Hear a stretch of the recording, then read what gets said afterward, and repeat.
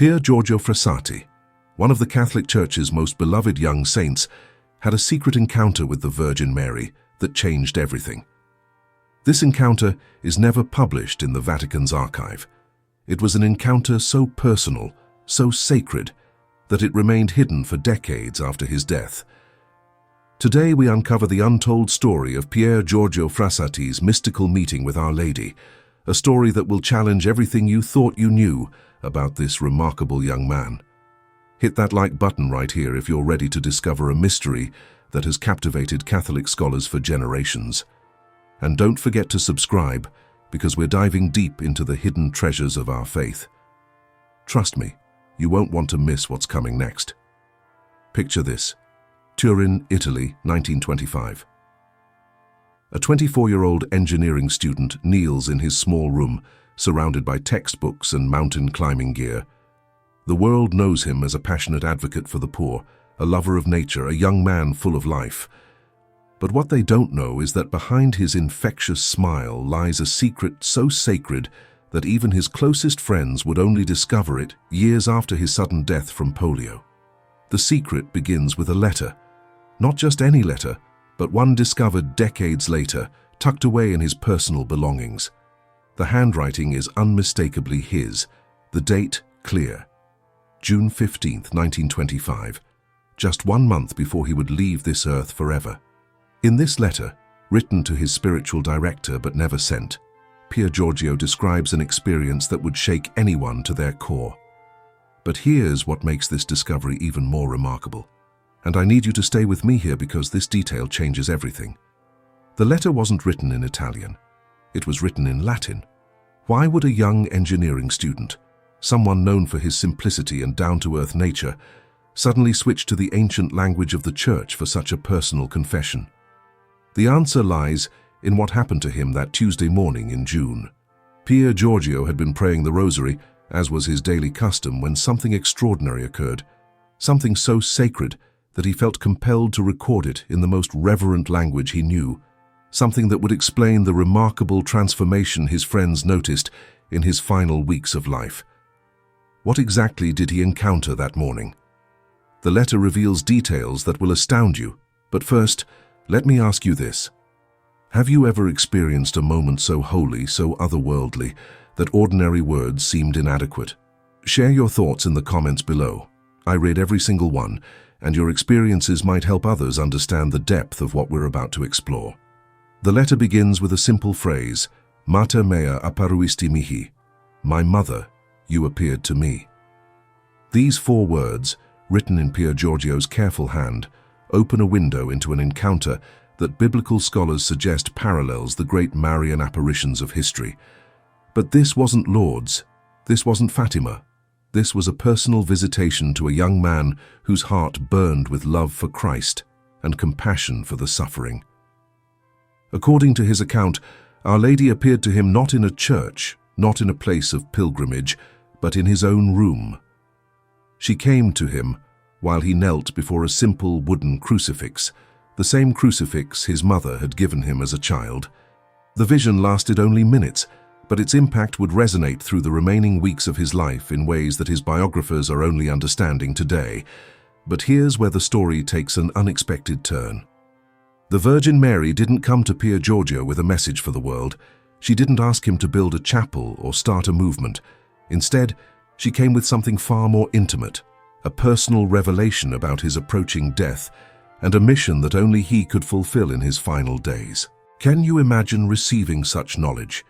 Knowing that your time on earth is nearly complete, but being filled not with fear, but with an overwhelming sense of purpose. This is exactly what happened to our young saint, and the evidence is written in his own hand. The letter continues with details that biblical theologians find remarkable. Pier Giorgio describes Our Lady as appearing exactly as she does in the traditional depictions of Our Lady of Sorrows, but with one crucial difference. Instead of the 7 swords piercing her heart, he saw rays of light emanating from her chest, each ray representing, as she explained to him, a different act of mercy he had performed for the poor and suffering. Think about this for a moment. Here was a young man who had dedicated his life to serving others, never seeking recognition, never counting the cost. and in this mystical encounter, he discovers that every kind deed, every sacrifice, every moment of compassion had been transformed into light, literally light, surrounding the heart of the Mother of God. If this story is touching your heart right here, let me know by hitting that like button. It helps more people discover these incredible stories of faith. And make sure you're subscribed, because we have more hidden saints stories coming your way. But the encounter revealed something even more remarkable. Our Lady spoke to him not just about his earthly deeds, but about his calling to become an intercessor for young people facing despair. She told him that his death would not be the end, but the beginning of a mission that would span generations. A mission to show young people that holiness is not about perfection, but about passionate love for Christ lived out in ordinary ways. This explains something that puzzled his friends and family. In his final weeks, despite growing increasingly ill, PierGiorgio displayed an almost supernatural peace. He continued his work with the poor, he maintained his prayer schedule, and he radiated a joy that seemed to come from another world.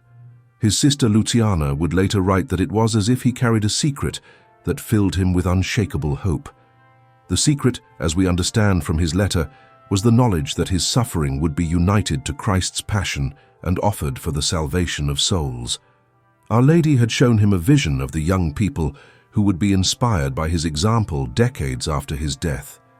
She had given him a glimpse of the worldwide devotion that would grow around his memory and the countless lives that would be transformed by his intercession.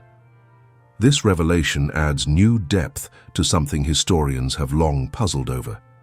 Why did PierGiorgio, in his final days, insist on giving away his remaining possessions to specific poor families? Why did he seem to know exactly which prayers to teach to which friends? It's as if he was following a divine blueprint, distributing graces and blessings according to a plan only he could see. The letter reveals one more detail that will give you chills. Our Lady told him that he would die on July 4th, exactly 19 days from their encounter. She explained that this specific date was chosen because it would coincide with the feast of Saint Elizabeth of Portugal, a saint who, like PierGiorgio, had dedicated her life to serving the poor and bringing peace to her community. Can you imagine living with such knowledge, knowing the exact moment your earthly mission would end, yet feeling called to pour out your remaining days in even greater service? This is the courage that sanctity requires, and it's the courage that PierGiorgio embraced with his whole heart. But here's what makes this story even more incredible. The letter wasn't discovered until 1981, during the process of PierGiorgio's beatification. When church investigators found it among his papers, they initially questioned its authenticity. How could such a significant spiritual experience have remained hidden for over 50 years? The answer came through careful investigation and something that will astound you. They discovered that PierGiorgio had indeed mentioned the encounter to one person, his confessor, Father Giuseppe Cardone, but he had sworn the priest to secrecy, asking that the story never be told until after his beatification process was complete. Father Cardone kept this promise faithfully, taking the secret to his own grave in 1979. It was only when the church investigators found both the letter and Father Cardone's own sealed testimony, left to be opened only during the beatification process, that the full truth emerged. Even in death, PierGiorgio had planned perfectly, ensuring that this sacred encounter would be revealed at precisely the right moment to inspire future generations. This discovery transformed how church historians understood PierGiorgio's final weeks. His extraordinary peace in the face of suffering, his precise distribution of his belongings, his prophetic words to friends about continuing to help them from heaven. All of these took on new meaning in light of his encounter with Our Lady. Let me ask you something that might change how you see your own challenges. What if the difficulties you're facing aren't obstacles, but opportunities to store up light in the heart of Our Lady? What if every act of kindness, every moment of patience, every sacrifice made with love is creating rays of grace that will shine for eternity? Drop your thoughts in the comments. I'd love to hear how this story is speaking to your heart. The implications of this discovery extend far beyond PierGiorgio's personal sanctity. Church theologians point out that this apparition shares remarkable similarities with other approved Marian encounters, particularly in its emphasis on the connection between earthly charity and heavenly glory. Our Lady's appearance to Pier Giorgio reinforces the Church's teaching that our smallest acts of love have cosmic significance. But there's another layer to this story that connects directly to our modern world. In her message to Pier Giorgio, Our Lady specifically mentioned the spiritual dangers that would face young people in the coming century. She spoke of a time when material prosperity would coexist with spiritual poverty, when technological advancement would be accompanied by moral confusion, when young people would have access to unlimited information but struggle to find meaning and purpose. Sound familiar? The world Our Lady described to Pier Giorgio in 1925 is precisely the world we inhabit today. This is why his example resonates so powerfully with contemporary young people. He faced many of the same temptations we face: the allure of wealth, the pressure to compromise values for social acceptance, the challenge of maintaining faith in an increasingly secular culture. Yet he found a way to live with radical authenticity, combining a successful university career with deep spirituality, active social engagement with contemplative prayer, love for adventure with dedication to service. The blueprint he left behind isn't just inspirational, it's practical, showing us exactly how to navigate the complexities of modern life while keeping our hearts fixed on heaven. This brings us to perhaps the most remarkable aspect of Pier Giorgio's encounter with Our Lady. She didn't just prepare him for death, she commissioned him for a new kind of life, a life of intercession that would be even more powerful than his earthly ministry. She showed him that his death would be like a seed falling into the ground, multiplying his influence exponentially. The evidence for this supernatural multiplication is overwhelming. Since his beatification in 1990, devotion to Blessed Pier Giorgio has spread to every continent. Young people facing addiction find hope in his example. Students struggling with academic pressure discover balance through his intercession. Families torn apart by conflict experience reconciliation through his prayers. Mountain climbers, engineers, social workers, and countless others have found in him a saint who understands their specific challenges and joys. But here's what I find most remarkable about his story and why I believe it's exactly what our generation needs to hear. Pier Giorgio wasn't a saint who withdrew from the world. He was a saint who engaged with it fully, climbing mountains, attending political rallies, pursuing higher education, maintaining friendships, even dealing with family tensions. He shows us that holiness isn't about escaping life, but about transforming it through love. His encounter with Our Lady confirmed this approach. She didn't call him away from his engineering studies or his social activism or his love for the Alps. Instead, she showed him how all of these elements of his life had become rays of light, how his integrated approach to living had created a powerful witness that would inspire countless others. This is the message that young people today desperately need to hear. You don't have to choose between success and sanctity. You don't have to abandon your dreams to follow Christ. You don't have to become someone else to become a saint. You just have to become more fully yourself, the person God created you to be, living with passionate love and authentic faith. If this message is resonating with you, I want to encourage you to hit that subscribe button and ring the notification bell. We're building a community of people who believe that sanctity is possible in the modern world, and I don't want you to miss any of our upcoming stories about saints who lived this truth. The letter describing Pier Giorgio's encounter with Our Lady concludes with a prayer that has become a source of strength for countless people facing their own trials. He wrote, "Mary, my mother, you have shown me that my life has not been in vain. Help me to trust that you will continue the work you began in me, even when I can no longer see the results. May every young person who learns my story find the courage to love as I have loved, to serve as I have served, and to hope as I have hoped." These words, written just weeks before his death, reveal the mature faith of a young man who had learned to see his life from heaven's perspective. They show us someone who understood that our earthly existence is just the first chapter of an eternal story, and that the most important work often happens after we've left this world behind. This prayer has been answered in ways that would have astounded even Pier Giorgio. His influence has grown far beyond what any human planning could have accomplished. Pope John Paul II, who beatified him, called him the saint for young people, recognizing that his example addresses the specific spiritual needs of contemporary youth. But perhaps the most powerful evidence of his continuing mission comes from the personal testimonies of those who have experienced his intercession. Letters pour in from around the world, from young people who have found purpose after years of depression, from families who have experienced miraculous reconciliation, from individuals who have overcome addiction through his prayers. These stories all share common themes that connect directly to his encounter with Our Lady. They speak of finding light in darkness, hope in despair, and meaning in suffering.